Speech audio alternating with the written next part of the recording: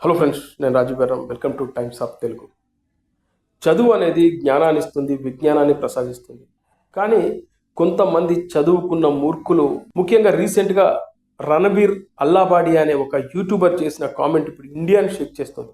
ముఖ్యంగా YouTube, social media, ఇంటర్నెట్ని ఎక్కువగా వాడే జనాలకు ఈ రణబీర్ అల్లాబాడియా చేసిన కామెంట్ అయితే చిరాకు పుట్టిస్తుంది. పేరుకే పెద్ద యూట్యూబర్, నెలకు 35 లక్షలకు పైగా సంపాదన, ఎంతో మందిని ఇంటర్వ్యూ చేస్తూ ఉంటారు. పొలిటికల్, సినిమా, స్పోర్ట్స్, స్పిరిచువల్, ఇలా అన్ని రకాలకు సంబంధించినటువంటి లెజెండ్లను తీసుకొచ్చి ఇంటర్వ్యూ చేస్తూ సమాజంలో మంచి పేరు సంపాదించుకున్న ఈ రణబీర్ అల్లాబాడి అనే వ్యక్తి నిన్న ఆయన నిజస్వరూపాన్ని బయటకు తీసుకొచ్చారు. ఇండియాస్ గాట్ లేటెంట్ అనే ఒక షోలో తల్లిదండ్రులకు సంబంధించినటువంటి శృంగారం పైన ఒక నీచమైన కామెంట్ చేశారు. ఎంత నీచం అంటే నిజంగా అది చూస్తే మనకు వీడిని పట్టుకొని కొట్టాలే, తన్నాలన్నంత చిరాకు అనిపిస్తూ ఉంటుంది. ఇంత దారుణమైన కామెంట్ చేశాడు. దీనిపైన పెద్ద ఎత్తున విమర్శలు వస్తూ ఉన్నాయి.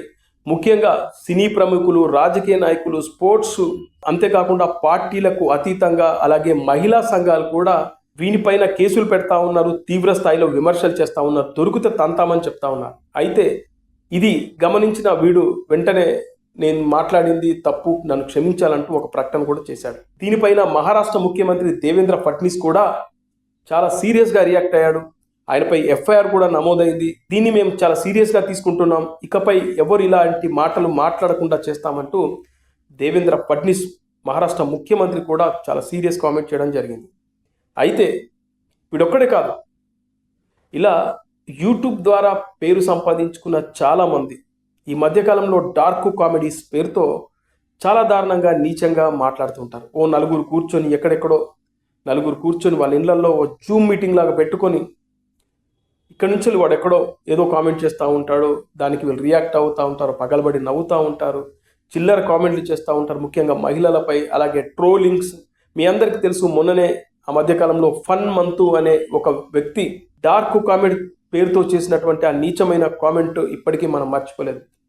ఒక తండ్రి, ఒక కూతురు మధ్యన ఒక చిన్న సంఘటనని వీడు మరో కోణంలో, వీడు దరిద్రమైన కోణంలో చూసి వీనితో పాటు నలుగురు దాన్ని వెకిలిగా మాట్లాడడం, నవ్వడం చూసిన తర్వాత జనాలు చీకొట్టారు. అలాగే వీనిపైన ఎఫ్ఐఆర్లు, అలాగే రిమాండ్ కూడా పంపించారు.